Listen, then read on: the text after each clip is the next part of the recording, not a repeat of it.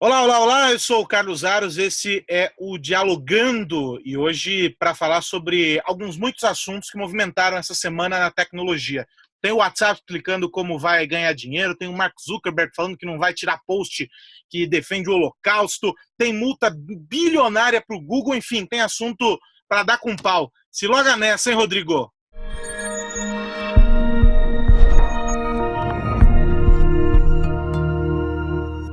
E aí, Rodrigueira, tranquilo, velho? Tranquilo, Carlos Ares. E você, como está? Tranquilo, estamos no improviso hoje em cenários diferentes por causa dos horários bagunçados. Exatamente, eu estou aqui Mas o num lugar papo não cheio de para. luzes. O papo não para. Exatamente, estou aqui cheio de luzes, parece até que estou, né, E um pouco mais branco que o normal. eu tô meio no escuro, não estou contando hoje com a iluminação natural, não tem mais sol lá fora, a noite já chegou. Mas vamos embora, vamos Noite gravar, porque, semana recheadíssima, hein? recheada de tretas e trutas, né? Pois Diria é. Racionais MCs. Bom, eu vou começar por essa história que eu achei muito intrigante. Essa coletiva que foi convocada pelo Facebook para falar sobre o WhatsApp. Então, os executivos do WhatsApp foram lá e resolveram explicar o seguinte: olha só, nós vamos ganhar dinheiro com esta jossa. E Tá aí, na hora já, né, aí todo também. mundo falou: nossa, aqueles rumores de que vão quebrar a, a criptografia, vão começar a ler as mensagens dos usuários para gerar conteúdo direcionado e etc., eram verdadeiros e tal. Aí os caras disseram, mas não vamos apostar na quebra da privacidade. Aí é que vem o pulo do gato. Como é que eles vão fazer isso sem mexer na criptografia? Como é que você vende anúncio? Como é que você ganha dinheiro sem adotar esse modelo de negócio que é a base do Facebook. Aliás, a base do lucro e dos escândalos que envolvem o Facebook, né, Rodrigo? Exatamente. Eu acredito que a saída do WhatsApp é a melhor, seria o melhor dos mundos, no caso, né? Que é o quê? Em cima do aplicativo WhatsApp Business, que já existe para Android, eu acredito que ainda não tenha para iOS, mas é incentivar o uso de empresas, né, do aplicativo, tornar o negócio mais lucrativo através da comunicação empresarial. E eu acho que é uma sacada excelente, né, Aros? E é excelente pelos números que eles mesmos apresentam para o mercado, né? A gente sabe que várias empresas usam o WhatsApp como ferramenta oficial de comunicação. Então tem desde, sei lá, plantão de vendas de corretor de imóveis que troca ideia com os interessados lá e faz esse canal de contato. Isso falando, né, B2C, né, quando é a empresa para o consumidor. Exato, Mas exato. tem também as empresas entre elas, ou seja, comunicação corporativa é Sim. uma ferramenta usada. Enfim, o WhatsApp ele é usado para um sem número de atividades que vão muito mais do que você ficar mandando mensagens de bom dia no grupo da família. Sim, São Aros, só te interromper rapidinho, que você falou a respeito do B2C e do B2B, no caso, mas o B2C, cara, eu acredito que é a principal fonte do WhatsApp. Por quê? Porque para o B2B a gente tem, por exemplo, o Slack, né, que é uma ferramenta também de comunicação. O próprio Facebook, como é que chama? Workspace, né, dele. Workspace do Facebook. Tem o Microsoft Teams agora que também ganhou uma versão gratuita para E, aliás, está determinado muito número de bacana, funcionários. competindo legal com o Slack e outros... como é que chama da Microsoft que está competindo com o Slack? É o Teams, né? O Teams, é o Teams, o Microsoft Teams. E inclusive, tem até um artigo no blog do Silog a respeito Verdade, você escreveu a respeito, é verdade. do Microsoft Teams. E, enfim, essa comunicação B2B, a gente já tem alguns aplicativos que são mais voltados para isso, né? E essa comunicação B2C, eu acredito que o consumidor normal, as pessoas que compram, elas não têm nem conhecimento de Slack, de Teams, até porque também não foi feito para essa comunicação. Mais do que isso, o objetivo é simplificar. O brasileiro tem, aliás, Brasil e Índia são os dois principais mercados, curiosamente, do WhatsApp. É simplificar a comunicação. Tá todo mundo usando, você tem que usar a ferramenta que todo mundo usa. Todo mundo Exato, no WhatsApp, exato. você vai usar o Zap Zap, a versão brasileira dele. Não, é contraproducente. Daí é Exato. uma aposta interessante. Não, é sensacional para as empresas, sensacional para as empresas poderem ter essa comunicação diretamente com o consumidor. Então, eu acredito que mais ferramentas dentro do WhatsApp, além da simples troca de mensagens, vão ser adicionadas para que essa vontade do WhatsApp de ganhar dinheiro e do Mark Zuckerberg, sobretudo, ganhar muito mais do que ele já tem, seja aí satisfeita, né? O que eu acho legal no caso específico do WhatsApp é a versatilidade. Ou seja, Sim. é uma ferramenta muito simples e que se adapta a vários cenários ali de utilização. Então, houve uma adoção rápida. Outros países, sei lá, na Europa o Telegram é mais, como é que fala? Utilizado. Utilizado, né? Mais bem aceito do que o WhatsApp. Principalmente na Rússia, né? Na Rússia. Principalmente na Rússia, porque ele é uma ferramenta que nasceu lá. Então, assim, nasceu lá. você tem uma série de questões culturais ali e tal, mas o WhatsApp é versátil. E o business, ele se incorpora também nessa mesma linha, ou seja, já é uma ferramenta que as pessoas conhecem, já está inserido no contexto da relação com clientes, na própria relação entre as empresas. Você aí no seu trabalho tem grupos de WhatsApp que estão focados para o trabalho. Eu aqui tenho os grupos focados para o trabalho. Então, assim, a gente já tem isso inserido. E aí o que eles estão de olho? Num potencial gigantesco dos pequenos empreendedores. Ah, mas aí vai ter a questão de privacidade permanece, proteção de dados permanece, tudo permanece. Todas as questões devem se manter absolutamente ativas. Mas é um sinal positivo a gente perceber que aqueles rumores lá atrás, e não faz muito tempo não, né? De que haveria quebra, de que o Facebook estudaria, eles não existem. Há esse movimento de dizer vamos preservar o que já existe e a gente só vai criar um outro caminho para ganhar dinheiro. Eu acho positivo e vai ao encontro do discurso do Instagram, vai ao encontro do discurso do WhatsApp. Lá atrás, quando da venda, lembra do pronunciamento do Ian? Lembro. Quando aquela venda lá, 16 bilhões, um negócio assim. E quando aconteceu, todo mundo dizia, vai desvirtuar isso e aquilo. Aparentemente, e aí podemos estar queimando a língua aqui ferozmente, aparentemente os caras venceram nessa queda de braço. Só o tempo dirá. E assim, inclusive falando sobre essa queda de braço, nas notícias que eu li a respeito, é interessante notar que eles realmente enxergam o WhatsApp e o Facebook como, apesar de serem do mesmo dono, do mesmo grupo, mas ferramentas distintas, né? E isso eu acredito que seja muito importante, principalmente porque como o WhatsApp é uma ferramenta de troca de mensagens, então o valor do seu dado permanecer seguro é muito mais importante, né, do que nas redes sociais, apesar que também precisamos dessa segurança nas redes sociais, como é o caso do Facebook. E um passo importante também foi essa adoção dessa nova lei de proteção de dados que a gente falou no último episódio do Dialogando. Deixa eu te cortar antes de mudar de assunto. Claro. Só porque eu retuitei isso mais cedo e eu li alguns artigos, teve uma hora à tarde que eu me peguei numa sequência, li 3 materiais muito parecidos sobre Instagram. E já que está no mesmo bolo, me ocorreu isso agora, queria só fazer uma passada rápida, ver o que você acha sobre. O primeiro deles é um artigo de um portal de social media, eu sigo porque eles falam muito sobre marketing digital, estratégias de comunicação, é um assunto que me interessa bastante, eu os acompanho.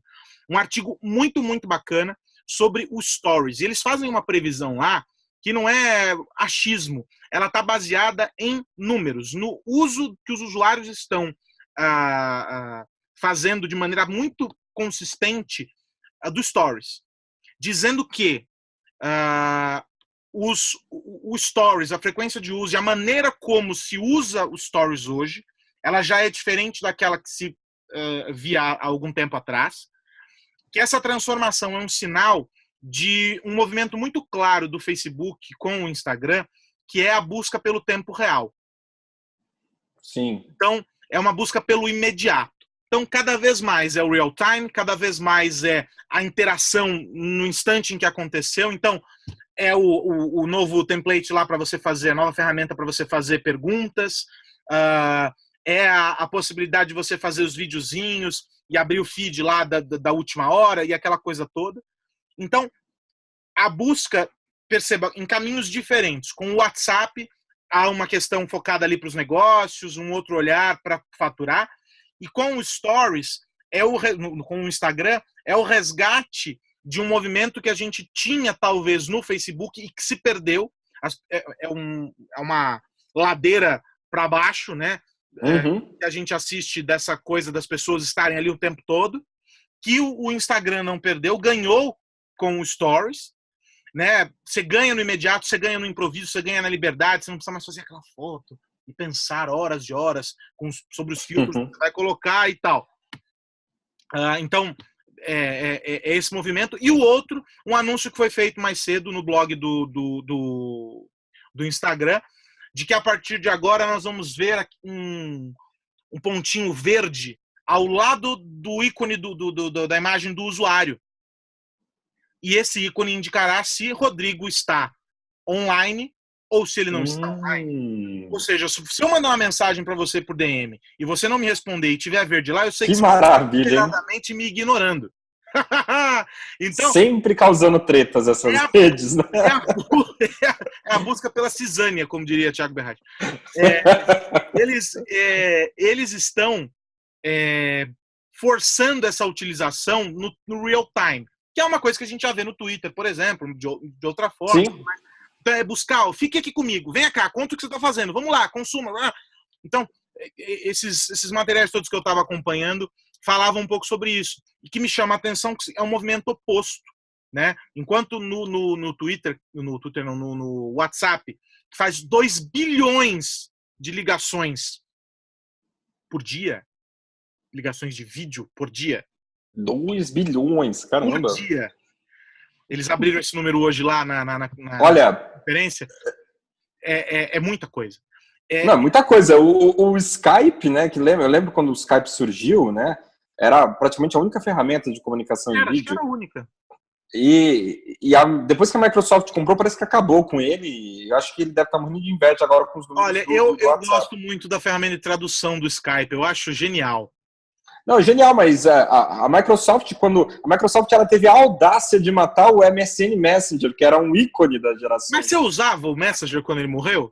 Você não usava, claro que eu usava. Cara, aquela ferramenta de chamar a atenção era maravilhosa. Ficava apitando aquela merda. Lógico. Mas quantos anos você tem, Aros?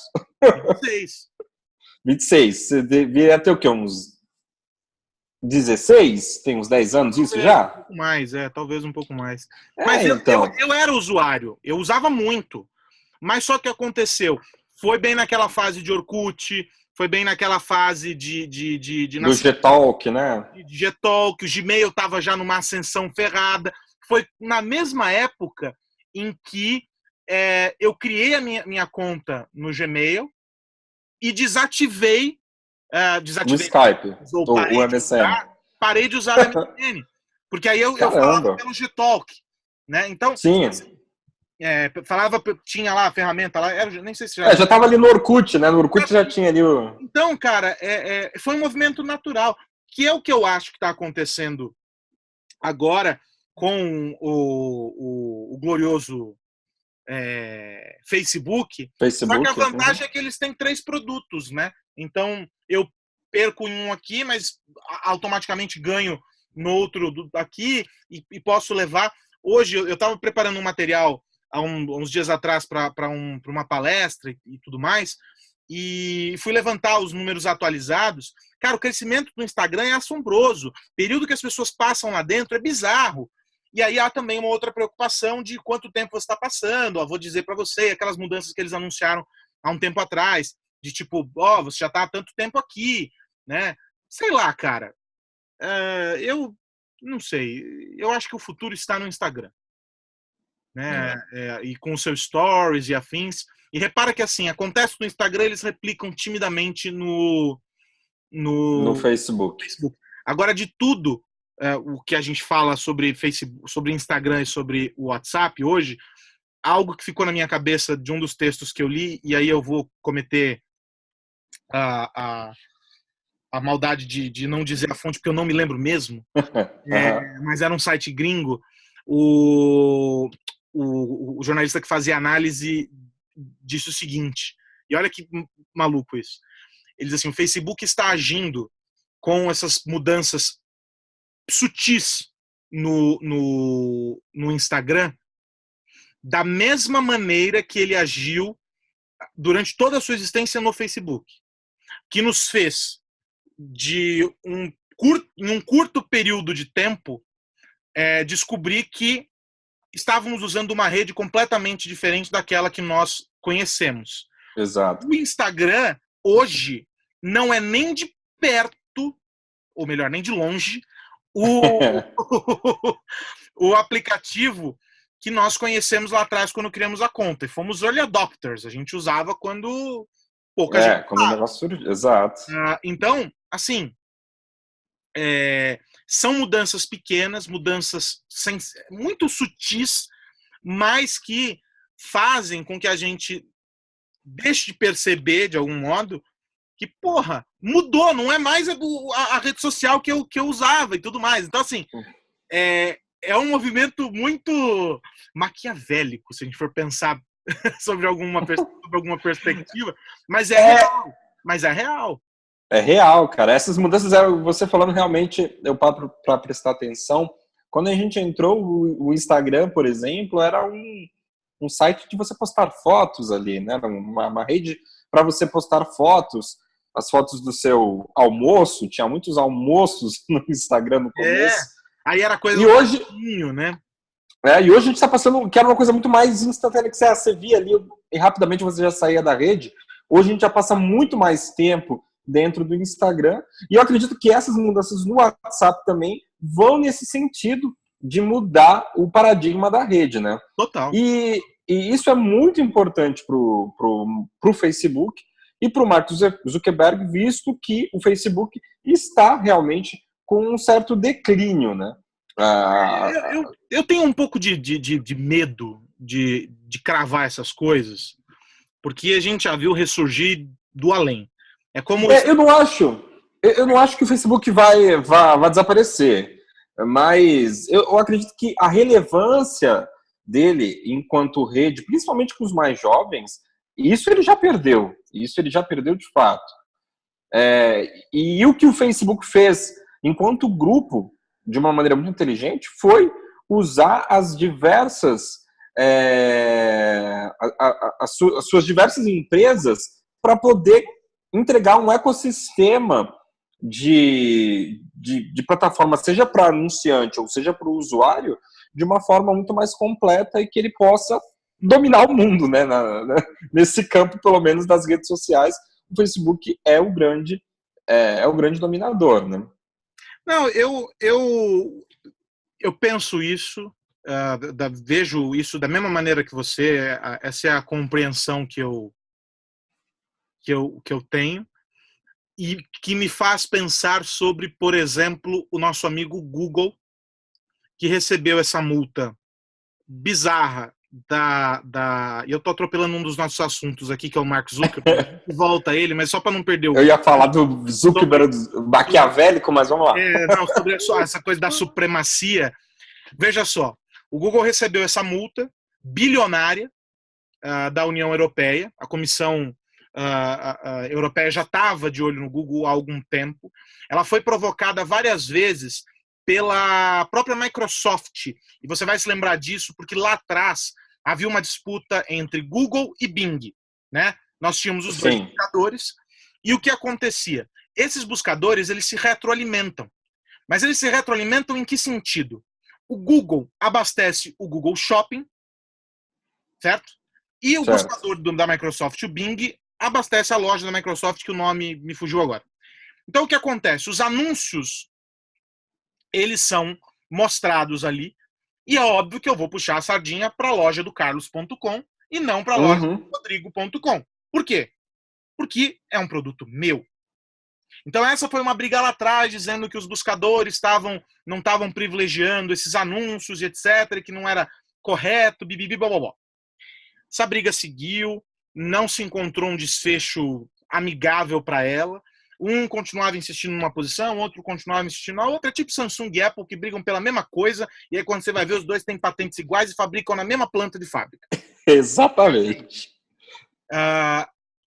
Aí, essa discussão avançou. Chegamos ao ponto que o Google é um oráculo mor na Europa e no mundo. Mas na Europa os dados batem 90%, é uma coisa assim, né, nos resultados lá de buscas. Ah, meu Deus, mas por quê? Aí foram buscar na outra ponta. Eles estão nas mãos da maior parte da população porque estão no Android. Aí, de novo, o processo de você se retroalimentar. Ou seja, eu tenho um buscador, o meu aplicativo de buscas está dentro de um sistema operacional que é meu, e esse sistema operacional está na mão da maior parcela dos smartphones que estão circulando por aí. É um círculo vicioso, né? Aí eles foram multados. Qual não foi? Aí a gente lembra dos argumentos do Facebook lá atrás, com a história das patentes, né? Qual o argumento do CEO da Alphabet para dizer que eles não estavam cometendo uma ilegalidade, que eles não estavam agindo com práticas antitruste, práticas de truste, que eles estavam simplesmente sustentando o negócio deles. Se eles passassem a cobrar o Android na licença dos aparelhos, os usos dos aplicativos cairiam. Não, se eles removessem os aplicativos de lá, obrigatoriedade, eles teriam de cobrar pela licença do Android, porque o que do sistema operacional gratuito nos celulares é o uso que se faz dos aplicativos. Então, ele foi no outro caminho para justificar e aí, consequentemente, os aparelhos iam subir de preço. E aí ele falou, olha, o que eu estou fazendo aqui é mantendo a acessibilidade do mundo a esses produtos. Estou sendo muito bonzinho. Então, assim, é uma lógica, né? É um olhar que se pode imprimir, mas é a mesma coisa. Quem hoje poderia desbancar o Google? Não, ninguém. Só para citar uma aspas, aqui eu estou com a matéria aqui na tela, a aspas dele para essa justificativa é: o Android criou mais escolhas para todos, não menos. Um ecossistema vibrante, inovação rápida e preços menores são sinais clássicos de competição robusta. É isso, sabe? Você tem uma... E assim, Aros, deixa eu só me permitir fazer um TBT. A gente tá gravando isso numa quinta-feira, mas fazer um TBT aqui, um pouco mais atrás do que essa disputa Google-Bing aí. Mas lá pelos idos dos anos 2000, o Google estava ali começando a sua dominação mundial, a Microsoft, na mesma União Europeia, não sei se ela chegou a levar uma multa, mas eu sei que ela estava sendo processada contra essa mesma prática antitrust, né, que é o caso do qual o Google está sendo acusado, a respeito dos serviços no Windows, né, que não havia uma concorrência com relação à distribuição dos navegadores, no caso que era o Internet Explorer na época, e a Microsoft foi processada, estava sendo um processo lá nesses idos dos anos 2000, cujo uma das principais empresas que encabeçavam os protestos era a Google. Percebe? E aí a gente pode ir mais atrás ainda, lá para os anos 80, quando o senhor Bill Gates saía com a balinha embaixo do braço para vender software. Basta fazer uma busca simples na história da Microsoft, como é que esse cara conseguiu transformar a Microsoft no que ele transformou. Era negócio. Exato. Tudo negócio. Ele moldou os hábitos de consumo das empresas, sobretudo, porque o grande centro nervoso da operação da Microsoft está na mão das empresas, que usam o Outlook, que usam o Windows, tem que comprar licença. Imagina, eu tenho 10 computadores na minha empresa, eu pago licença para os 10 Windows. Exato. Eu não opero. E assim, agora... Então, aliás, eu opero, né? Mas aí teria que ser Linux, que não é compatível com uma boa parte dos produtos. Então, olha só que loucura. Ele moldou isso de maneira opressiva. Era na imposição, era uma questão de dizer, olha, eu tenho produto, isso aqui está mudando o mundo, você vai querer comprar comigo ou não? E exato. Ele um monte de gente. O Google faz isso hoje de uma maneira menos... não é direta, né? É uma imposição... Mas faz, porque é a dominação, é o poder, é o que eles têm. E assim, só para a gente voltar nessa história, voltando nessa história mesmo dessa disputa aí que teve na União Europeia, essa mudança que aconteceu foi um dos principais fatores que fez, além, é óbvio, da inutilidade do Internet Explorer, mas foi um dos principais fatores que fez o Google Chrome ultrapassar o Internet Explorer como navegador mais utilizado. Isso. Né? Isso lá naqueles idos dos anos 2000. Esse é o grande ponto. Para mim, esse é o grande ponto. Aí, o que vai acontecer a partir de agora eles vão fazer um reforço dessa pressão, não vai ser só a União Europeia, isso vai acontecer em diferentes frentes, né? Não, e fora a disputa comercial, né? Estados Unidos, Europa, né? O Trump fazendo uma campanha de guerra comercial muito forte, isso já vai ser um ingrediente novo também nessa disputa. Isso vai reverberar. Agora, o que pode acontecer, a gente tem a ficar atento a isso, se o Google dobrar os joelhos, não significa que a multa não fez cosquinha, não. Ela ela representa pouco do faturamento deles. Né? Se for algum jornal fez... Troco de bala, né? Coisa assim, irrisória. Algum dos jornais fez a conta. Eu não sei se... Enfim, é um negócio assim, coisa de dias do faturamento da Alphabet. Sim, assim, só pra gente colocar esses números para quem tá assistindo a gente. Tem aí o número? Eu não, deixa eu ver aqui, são 4 bilhões de euros. Mas eu queria os dias do faturamento. Deixa eu ver se eu acho aqui. Sim, são 4 bilhões de euros, o que dá cerca de pouca coisa, 19 bilhões e meio de reais. E isso é a multa baseado no tempo que durou essa prática. Se o Google não se arrumar em 90 dias, eles vão começar a cobrar até, se não me engano, 5% da média de volumes da Alphabet, né? Então, se não me engano. E aí aí a coisa fica séria. Eu peguei o dado aqui. São 2 semanas de receita da Alphabet. Então, eu acho que... E aí o Google tem reservas de 102 bilhões de dólares. Então, muito pouco, a multa não faz cócegas, mas se essa multa implicar em uma mudança no modelo de negócio do Google, aí, amigão, a coisa é feia. E aí os reflexos serão sentidos pelas fabricantes, talvez menos pela Samsung, porque ela já tinha um processo de desenvolvimento ali, embrionário, de um sistema operacional dela, que era ruim, precisa melhorar muito, mas ela tem, a Samsung tem. Eles estão que é o Tizen, né? Eles estão utilizando em TV, mas para utilização no smartphone realmente ainda... Mas ele é ruim também sob a seguinte perspectiva, né, Rodrigo? A gente está acostumado com o iOS e está acostumado com o Android. Então, nessa comparação, é óbvio que é injusto. Mas, assim, precisa melhorar, esse é o ponto. Mas ela não sairia perdendo de todo. As outras são um pouco reféns, né? Tem fabricantes... Você sabe que eu farei uma campanha Volta Windows Phone, né? Porque... Só vocês, que tem o Bill Gates. Aí, só para fechar aqui, o Google pagou em 2017 essa história do Google Shopping. Sim. Ele foi multado lá atrás.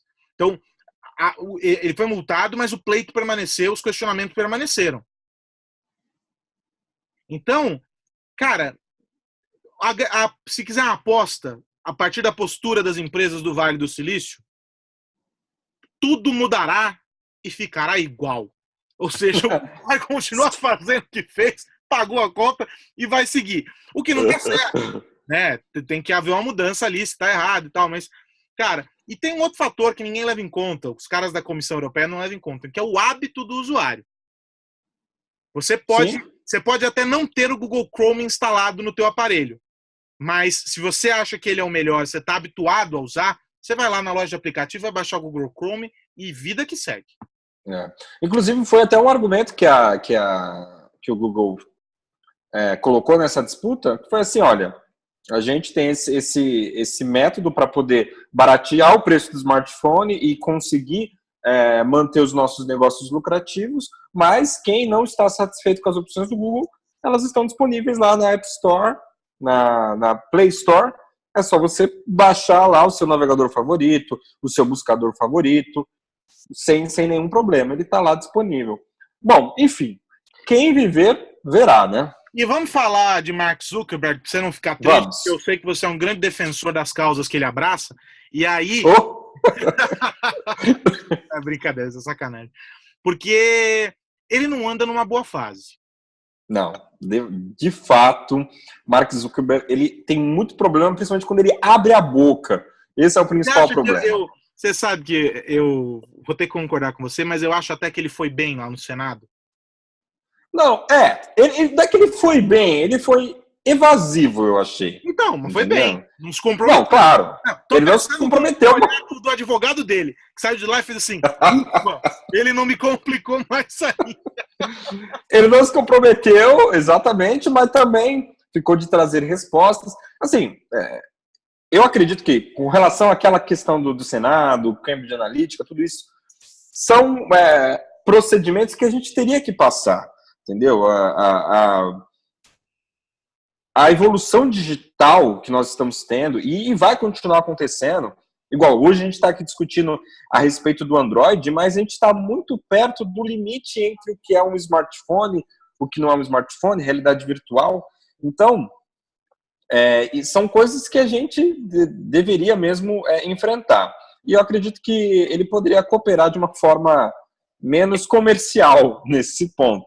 Mas a questão aqui que estamos levantando é que, novamente, ao abrir a boca, ele deu uma declaração não muito feliz, né?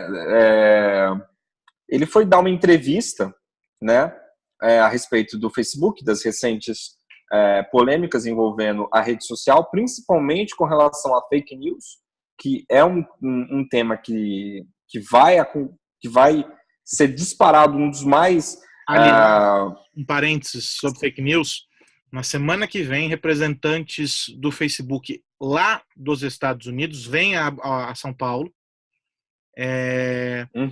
para um debate, convidaram a imprensa, etc. Vai ser um grande posicionamento deles a respeito de fake news e etc. Vamos ver se tem algo diferente do que a Cláudia Garfunkel, se não me engano, que é a diretora de políticas deles, vem dizendo, se algo diferente no sentido de algo mais, né? Porque ela evidentemente não diria algo que contraria o posicionamento da empresa, mas algo mais do que ela vem funcionando como Google Brasil, como Facebook. Mas é algo que é um tema recorrente e por isso ele foi questionado por essa repórter sobre o assunto, né? Exatamente. Aí a questão é o seguinte, o papo vai, papo vem, e ele deu uma declaração que é mais ou menos assim. Eu tenho aqui as aspas, eu vou falar das palavras dele para não me complicar também como ele. Ele disse: eu sou judeu e há uma série de pessoas que negam que o Holocausto aconteceu. Acho isso profundamente ofensivo, mas, no fim das contas, não acredito que a nossa plataforma deveria remover esse tipo de conteúdo, pois penso que há coisas que pessoas erram de maneiras diferentes. Não imagino que elas estejam errando de maneira intencional. Então, basicamente aqui, o que ele respondeu foi o seguinte, que você pode ter uma opinião errada ou uma opinião ofensiva desde que ela seja uma opinião não intencional. E o Facebook não vai se intrometer nesses casos, mas vai se intrometer em casos de notícias que não são verdadeiras. Então, só para a gente tentar entender e tentar fazer o advogado do Zuckerberg, o que ele disse foi o seguinte: opiniões que sejam, por mais esdrúxulas que sejam, nós não iremos agir contra, nós não iremos excluir, nós não iremos banir da rede social. Notícias falsas, que sejam comprovadamente falsas, sim. O que você acha, Aros? Eu acho que é um tema absolutamente sensível e sobre o qual há uma unanimidade. né?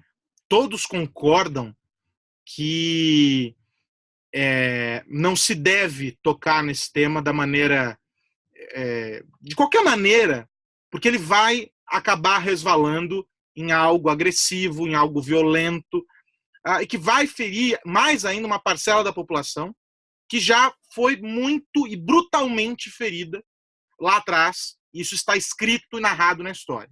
Esse é um ponto. Sim. Então, daí a comoção.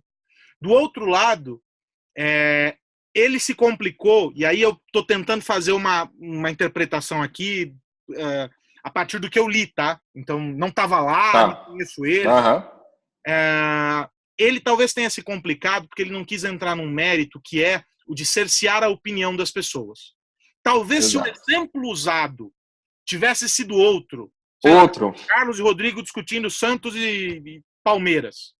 Uhum. Se o exemplo tivesse sido outro, não teria essa polêmica. Não teria havido a polêmica. E as pessoas estariam discutindo o fato de ele ter entrado no mérito de barrar opiniões pessoais e coisas do gênero. Mas o tema é esse. E aí ele se posicionou muito mal, porque ele não fala como o Mark Zuckerberg, ele fala como presidente de uma das maiores empresas do mundo. Sim. E aí é onde mora o perigo. Aí, claro, você tem milhares de questões a respeito, todo mundo vai teorizar, etc, etc, etc. Eu vou me ater ao aspecto que envolve a tecnologia. Ele, no meu entender, não quis entrar num jogo que é duro, que é o de você acabar cerceando posições quaisquer, cerceando posições pelo simples fato de elas contrariarem o grupo A ou B. Entende o que eu quero dizer? Posso estar sendo muito inocente. Mas... Sim, então, isso que eu ia te fazer uma pergunta. Você não acredita que esse tipo de argumento, ele não favorece a que as pessoas possam, de repente, ocultar as fake news através de uma opinião? Isso é uma opinião. Isso não é um fato. Eu acho que não, porque a construção, o modelo das coisas são diferentes, né? A gente olha e consegue perceber o caminho ali do boato, ainda que você fique em dúvida sobre, mas você fala, será? A opinião agressiva, simpática, qualquer que seja ela é evidente. Você consegue saber. Essa opinião pode estar ou não baseada em uma informação falsa. Entende o que eu quero dizer? Eu posso fazer um julgamento sobre o Rodrigo tendo como base uma informação falsa. O Rodrigo, ele ataca a pedra em pombo. Ele é um monstro, né? Aí eu descubro, não, mas ele não faz isso. Uhum. Mas agora vamos usar o exemplo do Zuckerberg, tá? Porque o que ele falou foi o seguinte: existem pessoas que negam o Holocausto. Vamos trazer para uma realidade mais brasileira. Sobre esse ponto, eu sou muito claro. Não há como. Quem nega de má fé. Não existe informação sobre o Holocausto. O que existe mas você entende claro de que você defende o genocídio. Aí é outra coisa. Então, exatamente. Entendeu? Mas você entende que aqui, quando ele fala isso, ele travestiu uma opinião que está baseado num fato. Exato. Então, que é o fato que é do eu acho que é a mesma coisa, só para te traduzir aqui, de repente, para a nossa realidade, é a mesma coisa que a gente escuta por aí de pessoas que acreditam que a ditadura foi boazinha, né? A época da ditadura no Brasil foi boazinha. Então, assim, não foi ditadura, foi uma contra-revolução. É uma opinião. As pessoas vão desaparecer. Exato. Mas eu acho que o grande ponto para mim aí é o exemplo que foi colocado para ele. Ele fez um samba ali, sabe? Você fala, que loucura, né? E saiu aquilo. Ele não... Eu ainda acho que, assim, se não fosse esse o exemplo dado, a resposta teria tido um contorno na linha do que a gente está discutindo aqui sobre você garantir ou não que as pessoas possam se manifestar. Porque aí entra numa outra esfera, que é um trabalho que já vem sendo feito, de o cara comentou uma notícia falsa, você vai lá e devolve para ele checagem, que aí é o trabalho das Sim. agências, né, aos fatos e afins. Então, eu acho que é isso. Mas é absolutamente condenável. Eu não concordo com ele quando ele diz dessa história, porque no caso específico do Holocausto, não há como negar. Então, eu acho que aí que é a armadilha, porque existem outros exemplos parecidos que a gente pode... Por exemplo, sei lá, Lula foi condenado pela justiça. Então, pela justiça, ele cometeu crimes, certo? Até pelo menos as instâncias que foram apuradas. Aí eu posso chegar com a opinião e falar assim, na minha opinião, Lula não cometeu crime algum. A partir de que momento a minha opinião, ela pode, de certa forma, influenciar outras pessoas e elas entenderem isso como um fato e não como a minha opinião?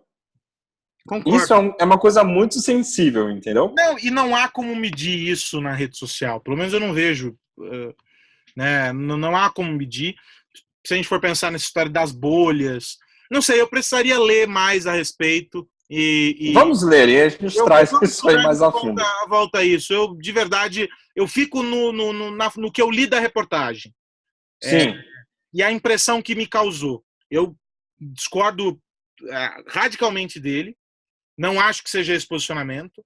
Acho que quando há uma violação, quando há uma agressão, de qualquer modo, seja um texto, uma foto, o que quer que seja, tem que ser retirado. E o usuário tem que sofrer uma sanção. Sim. Ele tem que saber que aquilo que ele estava fazendo violava algo ou alguém. Eu concordo discordando dele, sabe? Eu acredito que realmente a opinião das pessoas, a livre opinião, ela é um direito que deve ser exercido nas redes sociais. E quando a opinião ela é em si uma agressão. Esse é o meu ponto. Por isso que nesse caso específico é uma pegadinha. Porque nesse caso, a opinião ela também é uma agressão. Ao defender ou ao dizer que não aconteceu, o que quer que seja, você está violando algo que a história já disse que, cara, não é ok. Não está tudo bem. E sim, aconteceu. Você entende o que eu quero dizer? É menos uma opinião aí e mais uma agressão em si. É uma opinião que vem... É um Kinder Ovo. É a opinião que um ato de violência. A opinião que vem com fatos inverídicos dentro, né? Aí você vai dizer, mas o humor, isso, aquilo. Cara, humor é humor e ponto. Entendeu? Não estamos falando disso. Estamos falando de algo real, que é o tal do tribunal da internet. Sim. Então, assim, é nesse aspecto. É nesse aspecto que pega. E aí não dá pra gente saber, porque de verdade não estaremos dentro da cabeça dele nunca. Mas acho que a gente pode ler a respeito para tentar ver como é que isso funciona dentro do domínio das redes, como é que é. Eu, por exemplo, desconheço a postura do Facebook sobre esses casos de opinião. Até porque se a premissa da rede social é perguntar para você o que você está pensando, ela quer a sua opinião. Não é? Exatamente. O que você está pensando, eu nem sei o que o Facebook traz lá em cima. Era antes, o que você está pensando, o que você está fazendo. Era, o que você está pensando, o que você está fazendo agora. Então, se você quer saber o que diabos eu estou pensando, você quer a minha opinião. Ou você estou pensando que o dia hoje está claro. Não, o dia está uma merda, o dia está muito bom. Qualquer coisa, você pode partir disso para análises complexas sobre o desenvolvimento da humanidade. Né? Sei lá, é complexo, é uma pegadinha, né? Eu acho até que é um assunto que, de repente, você, que é uma pessoa muito com bons contatos no meio da tecnologia, seria um assunto que seria legal a gente, de repente, trazer um colaborador. Vamos trazer derrubei o celular aqui. Vamos trazer um convidado para falar sobre isso. Não sei se consigo já para nosso próximo dialogando, mas vou tentar. Não, deixa o desafio com deveria você. ter acabado, porque nós já estouramos todo e qualquer tempo aceitável dentro das regras do programa. Verdade. Existem regras nesse programa? É uma pergunta. A regra está... Ainda que a primeira regra seja não há regras. Não há regras. Claro. Bom, mas fica esse desafio. Vamos fica esse desafio aí. Vamos achar alguém para trocar uma ideia com a gente sobre. Vai ser bacana. Beleza, Aros. Muito grato pela conversa de sempre. Semana que vem tem mais?